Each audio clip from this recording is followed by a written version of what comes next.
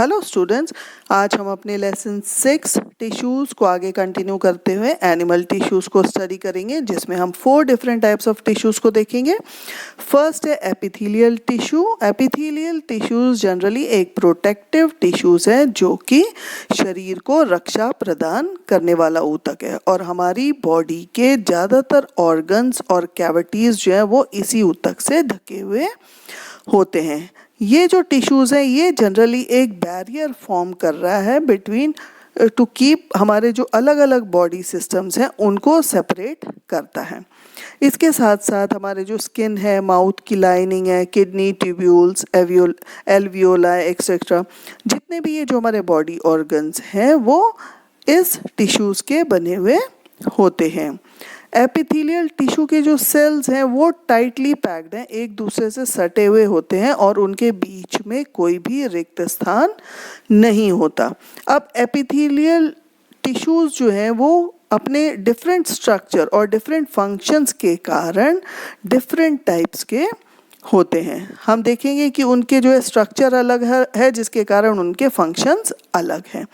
और ये 4 types of different epithelial tissues आते हैं, जिसमें फर्स्ट है स्क्वैमस या शल्की एपिथेलियल टिश्यू। इसके सेल्स जो है वो एक्सट्रीमली फ्लैट होते हैं और एक डेलिकेट लाइनिंग फॉर्म करते हैं। जैसे अगर हम अपने माउथ की लाइनिंग देखें, हाँ, ईसोफेगस है, स्किन है, जो हमारी बॉडी के चारों तरफ जो स्किन है वो इस स्क्वैमस एपिथेलियल के बने हुए होते हैं और ये शरीर के लिए एक रक्षात्मक कवच का काम करता है।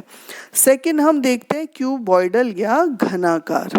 अब क्यूबॉइडल जैसे कि नाम पता है इसकी शेप्स जो है वो क्यूब्स के आकार की होती हैं और ये कहाँ प्रेजेंट होते हैं? हमारे किडनी ट्यूब्यूल्स में, सैल्वरी ग्लैंड्स की डक्ट्स के अंदर। अब जो ये डक्ट सेल्स हैं, है ना, और उसके साथ साथ ये सब्सटेंस सिक्रीट कर रहे हैं एपिथेलियल सरफेस के ऊपर। कभी कभी क्या होता है कि ये जो एपिथेलियल टिश्यू हैं ये अंदर की तरफ फोल्ड हो जाते हैं और मल्टी सेलुलर ग्लैंड्स बना देते हैं। तो जब ये अंदर की तरफ फोल्ड होते हैं तो बहुत सारी इसमें लेयर्स फॉर्म हो जाती हैं, जिसके कारण इसका नाम ग्रंथिल एपिथेलियमी टिश्यूज़ ये कहलाता है। नेक्स्ट हम अब देखते हैं कॉल्यूमनर या सीलिएटेड।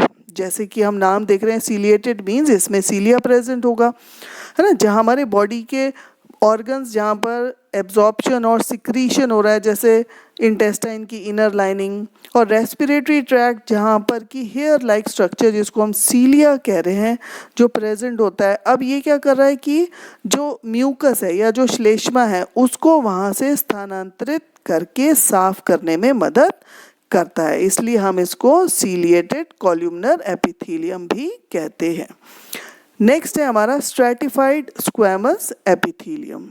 अब इसमें क्या है कि जो एपिथेलियल सेल्स हैं वो बहुत सारी लेयर्स में अरेंज्ड हैं, ना, कंटिन्यूअस लेयर्स हैं, जिसके कारण जो है कटने फटने से हमें बचाने के लिए ये इतनी सारी परतें होती हैं और इसलिए इनको स्तरित या स्ट्रैटिफाइड शल्की एपिथेलियम भी हम इसको कहते हैं।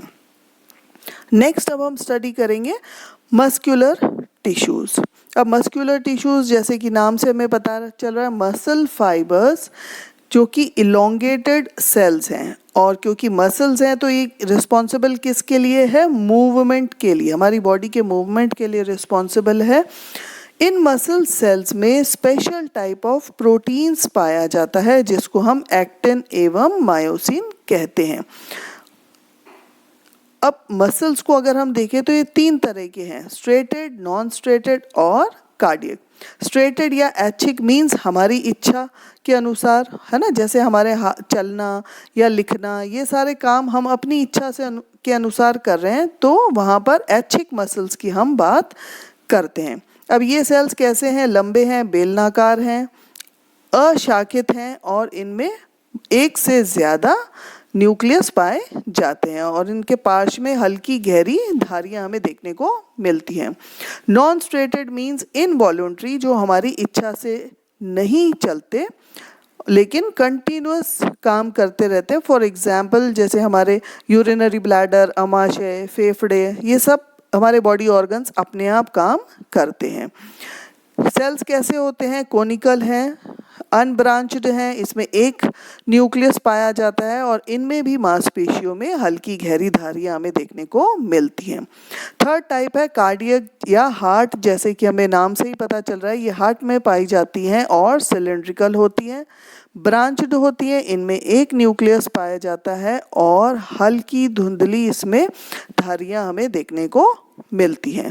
अब जैसे डायग्राम में आप देख रहे हैं तीनों different types of muscles. Next nervous tissue.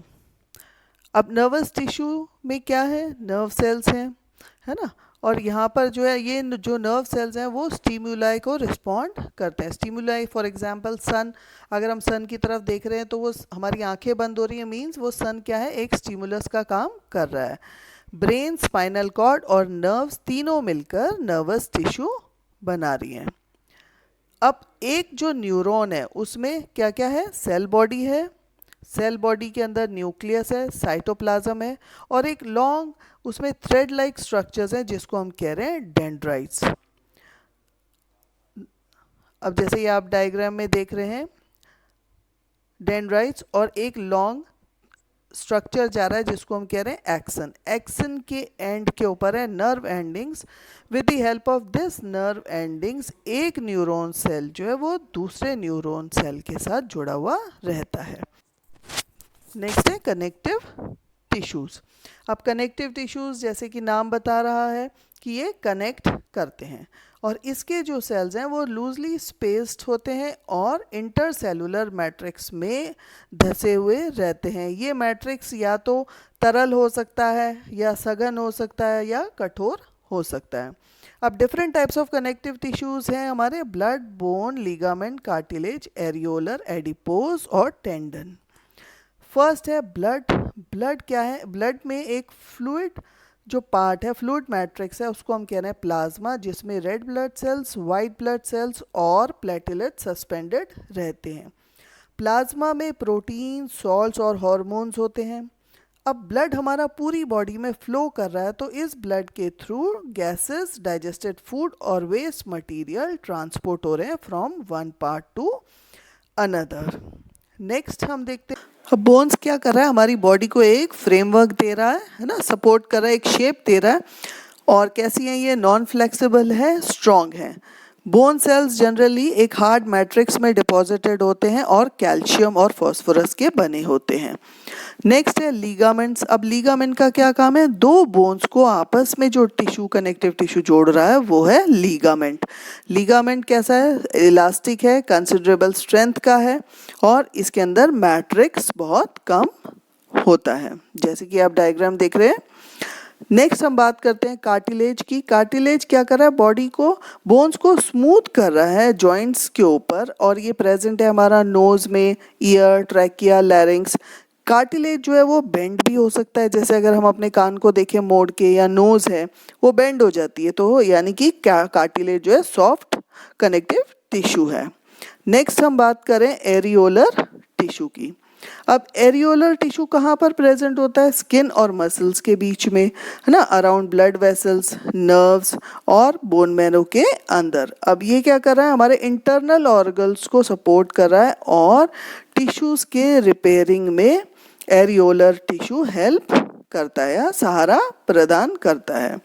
Next है एडिपोज टिश्यू। अब एडिपोज जैसे कि हमें नाम से पता चल रहा है क्या है, ये फैट स्टोरिंग टिश्यूज है जो कि हमें स्किन के नीचे पाया जाता है और बिटवीन इंटरनल ऑर्गन्स।